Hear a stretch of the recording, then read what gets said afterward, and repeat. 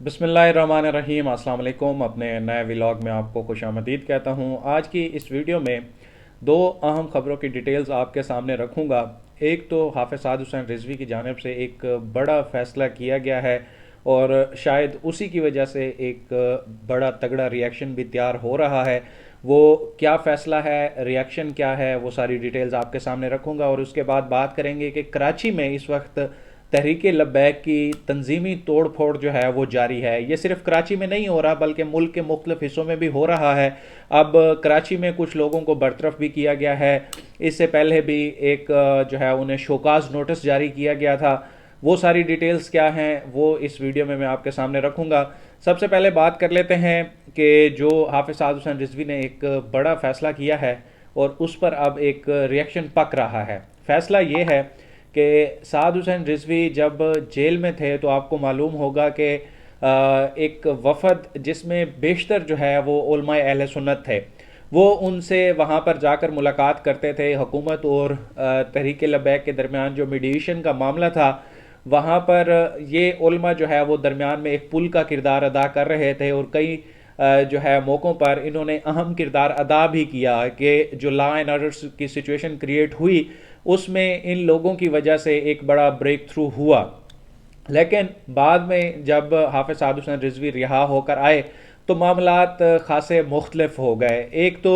ये चीज़ें आप देखें कि जब अभी लास्ट वाला जो धरना था वो ख़त्म हुआ तो उसमें दो चीज़ें हमें एक टर्निंग पॉइंट नज़र आता है कि पूरा दिन जो है वो वज़ीर आज़म इमरान खान से उलमा के एक वफ़द ने मुलाकात की, वहाँ पर प्रेस कॉन्फ्रेंस भी हुई। लेकिन शाम को बाजी पलट गई और मुफ्ती मुनीबुर रहमान सामने आए और फिर वहाँ से जो है वो कहानी जो कुछ हुई वो सारा आपको पता है, जानते हैं आप लोग। लेकिन जब साद हुसैन रिजवी रिहा होकर आए तो उनसे कुछ मुलाकातें हुई और उन मुलाकातों में कुछ ऑफ़र्स हुई। वो ऑफ़र्स ये थी कि जितना भी ये उलमा अहले सुन्नत के मकतबा फ़िक्र से ताल्लुक़ रखने वाले जो है वो नामी ग्रामी लोग हैं जो नेशनल लेवल पे एक उनकी पहचान है, वो अपना मकाम रखते हैं। तो चूँकि अब तहरीक लब्बैक का भी एक अपना वोट बैंक है, ओवरऑल पाकिस्तान में ख़ासतौर पर पंजाब में भी एक अच्छी जो है वो पॉलिटिकल स्ट्रेंथ के साथ तहरीक लब्बैक सामने आई है। तो उलमा की जानिब से ये एक जो है ऑफ़र की गई, एक तजवीज़ पेश की गई कि जो है वो मिल बैठ कर मामलात को आगे चलाया जाए तो बेहतर होगा। और इसी सिलसिले में मेरे ज़राए ने मुझे बताया है कि जलील शरकपुरी साहब ने जो है वो हाफ़िज़ साद हुसैन रिजवी को तब एक जो है वो दावत दी थी कि आप जो है आप हमारी तरफ हमारे रिहाइश गाह में तशरीफ़ ले आएँ, वहाँ पर बैठेंगे और फिर मिल बैठ के कुछ और भी बातें होंगी। तो हाफ़िज़ साद हुसैन रिजवी ने तब उन्हें कहा था कि मैं कुछ दिनों में या कुछ टाइम में आपको रिप्लाई करूँगा। लेकिन अब महीने गुजर चुके हैं, साद हुसैन रिजवी की जानिब से कोई रिप्लाई नहीं गया। तो इस पर मज़ीद जब मैंने फ़र्दर डिग आउट करने की कोशिश की कि आखिर स्टोरी क्या है कि साद हुसैन रिजवी वहाँ पर क्यों नहीं गए और क्या ये एक अकेली ऑफ़र थी कि जिसे साद हुसैन रिजवी ने अभी एक्सेप्ट करने से गुरेज किया या इसके अलावा भी कुछ ऑफ़र्स उन तक पहुँची थी। तो ख़बर यह है कि इसके अलावा भी उन तक पैगामात पहुँचे थे, बातें की गई कि जितना भी पंजाब में अहले सुन्नत की जो है ग्रुप्स हैं या जिनकी पहले से कोई पार्टियां हैं तो वो मिलकर आने वाले इलेक्शन के लिए जो है वो तैयारी करें, क्योंकि उनका एक अपना वोट बैंक है, अलग से है। और अब नया जो है ये तहरीक लब्बैक का भी एक अपना वोटर और वोट बैंक ऐड हुआ है। तो अगर सारे मिल बैठ के करेंगे तो उनका ये ख्याल था कि ये ज़्यादा बेहतर तरीके से होगा। लेकिन साद हुसैन रिजवी ने इस सारी चीज़ को अब तक की इतलात के मुताबिक उन्होंने जो है इस पर कोई ज़्यादा सोच विचार नहीं किया। वो चाहते हैं कि अहले सुन्नत के मकतबा फ़िक्र से हट कर, मतलब सिर्फ अहले सुन्नत तक हम अपनी पार्टी को महदूद नहीं रखना चाहते, तहरीक लब्बैक को इसको ओवरऑल एक सियासी जमात के तौर पर हम लेकर चलना चाहते हैं। तो इसलिए साद हुसैन रिजवी ने अभी तक इन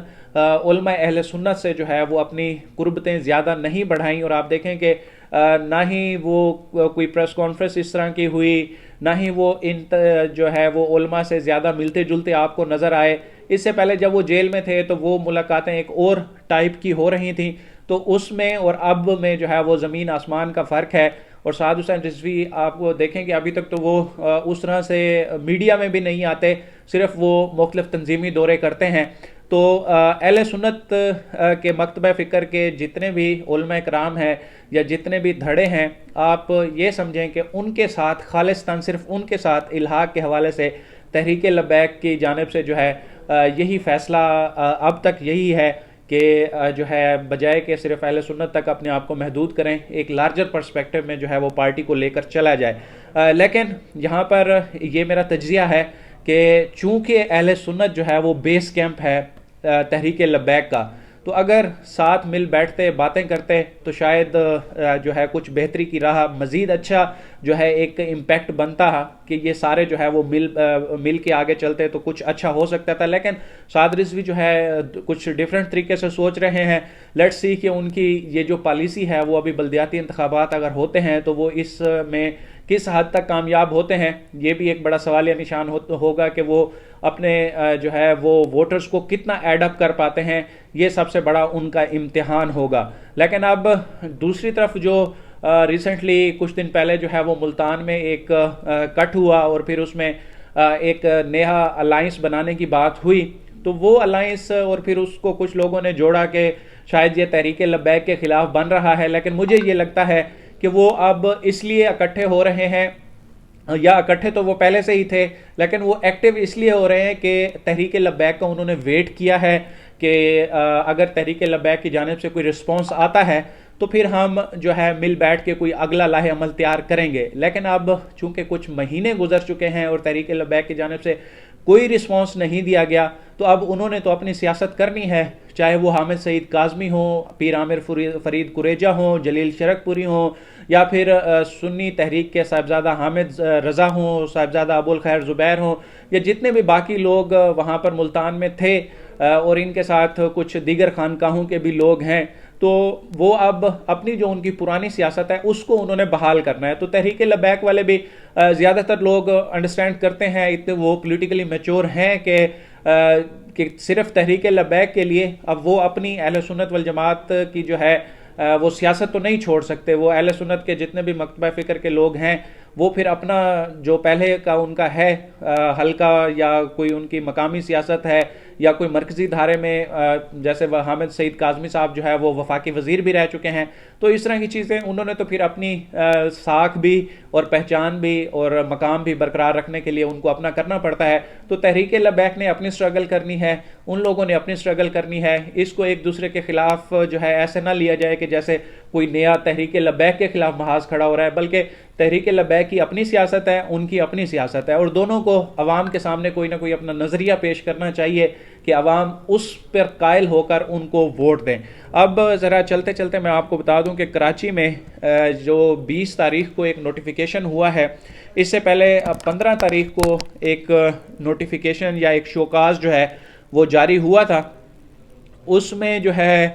کچھ لوگوں کو کہا گیا تھا کہ ایک میٹنگ ہوئی اور اس میں پھر آپ نہیں آئے، تو اب ان لوگوں کو جو ہے برطرف کیا گیا ہے۔ یہ 20 تاریخ کا نوٹیفیکیشن ہے، مفتی محمد عمیر الظاہری نے جو ہے یہ جاری کیا ہے، مرکزی نائب ناظم اعلیٰ۔ اس میں ضلع کے امیر جو ہیں علامہ شاکر مدنی، ان کو جو ہے وہ برطرف کیا گیا ہے کراچی ڈویژن ضلع جنوبی کے، اور دولت شاہ نائب امیر ہیں، پھر ضلعی ناظم مالیات ہیں، پھر امیر پی ایس 107 ہیں، نائب امیر پی ایس 107 ہیں، اسی طرح سے ناظم اعلیٰ امیر پی ایس 108 اور نائب امیر 108،